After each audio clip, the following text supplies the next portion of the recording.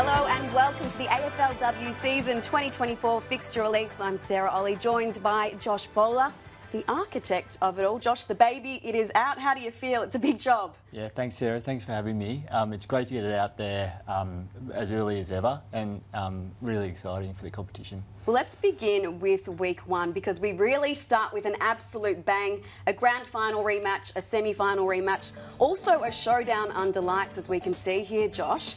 But it's the Sydney Swans who get to kick things off. Why is that?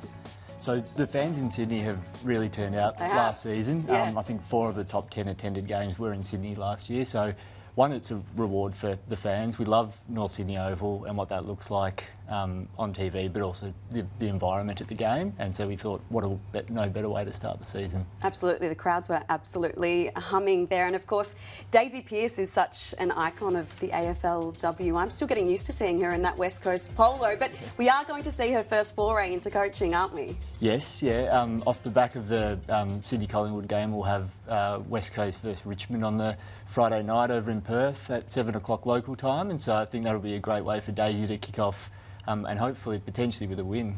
One of the features of this fixture, of course, is its compressed nature. So we're talking in weeks, that's weeks, and not rounds, Josh. And of course, that means it's 11 games squeezed into those 10 weeks. Can you talk us through the rationale with this midweek footy?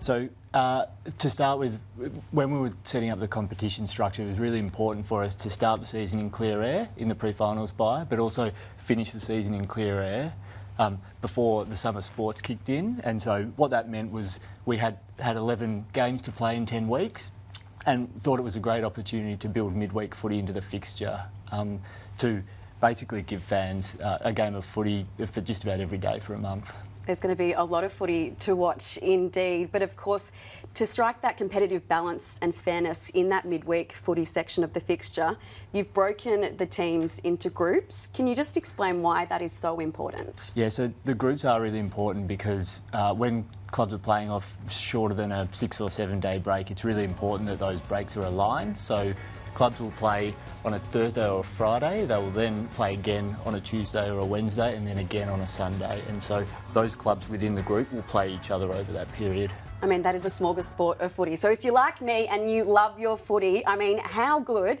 But I'm just wondering what the feedback has been like from the captains and coaches, because whilst there is such a large amount of footy on display, it might be a bit of a slog at that period. So what's the feedback been like from the players? Yeah, so when setting the competition structure for the year, we worked with all of our stakeholders to sort of figure out what's best for the competition. Like I said, we landed on, it was really important to have our grand final in clear air.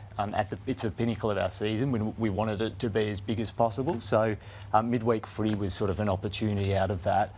The feedback was, so we are going to continue to grow both our crowds and our viewership, and midweek footy was a great way to do that when TV audiences during the week are at their highest. Oh, so they are at their highest then, is that correct? Because of course we want to see longer seasons. Of course the AFLW players do want to play in longer seasons, but in order to do so we know they've got to hit those metrics, Josh, which come down to TV viewership, but also the attendances at grounds. So you're confident they can still hit those metrics? Yes, absolutely. So TV viewership and crowds, in some cases, work against each other from a fixture sense. Okay. Right? You'll naturally draw strong crowds over weekends, but if you have 2 games playing head-to-head with each other, that will reduce the viewership of those games. So this is an opportunity to find the balance of getting some big viewers when people are at home watching TV on a Tuesday, Wednesday, Thursday night, but also doing it during school holidays where we can really create a bespoke crowd build around these games and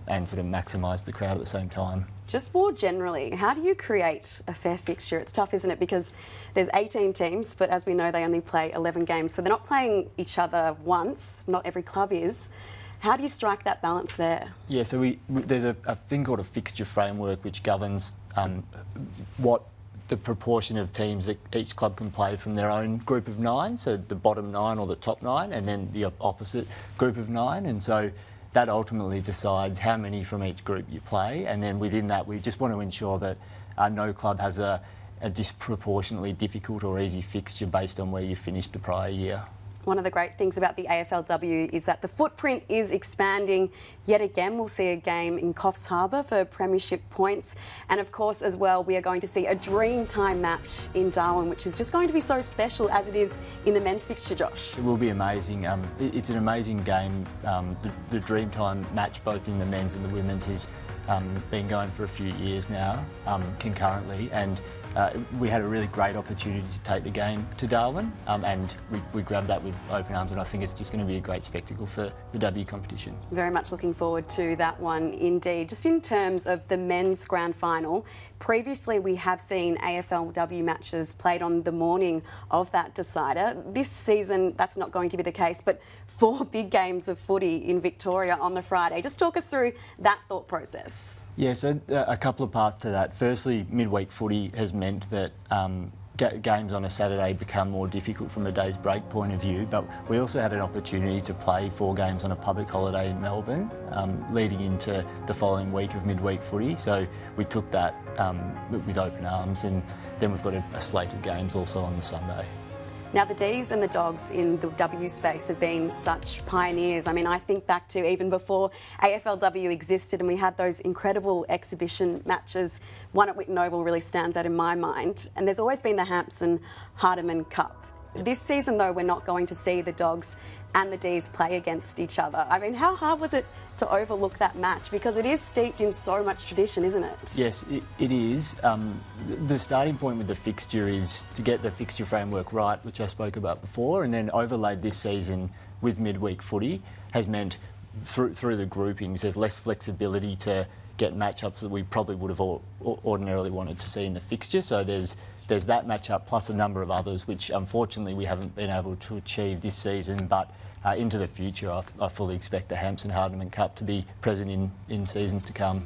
Pride Round is such an important fixture when it comes to the W fixture, and I think this is a space that W, Josh, does so well. It is so inclusive, isn't it? And we're going to see it return again. Yes, it's a great weekend with really strong crowds last year, and so the Bulldogs get an opportunity to play the sort of marquee game on the Friday night of that round against Essendon, which will be a great scene at Whitten Oval, I'd imagine. And just in general, when you do go to a W match, it is quite different to a men's match. It does have a different feel. There are lots of activations, plenty of activities for kids and families. It is a really great day out, not just for the footy, Josh, but for everything else on offer. It is, and W prides itself on inclusivity, and when you go to a W game, you feel at home, you feel like you can just sit, enjoy yourself. It brings the joy of footy back in a really organic way. And so we try to deliver that through our AFLW matchday experience, and we'll continue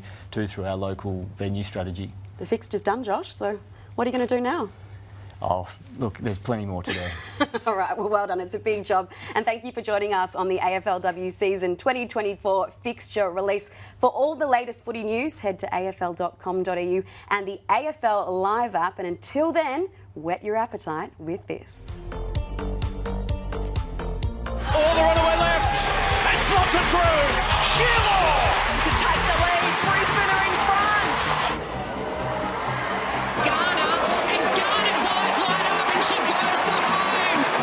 Now the Bulldogs a chance. Pritchard on the boot, snaps the goal.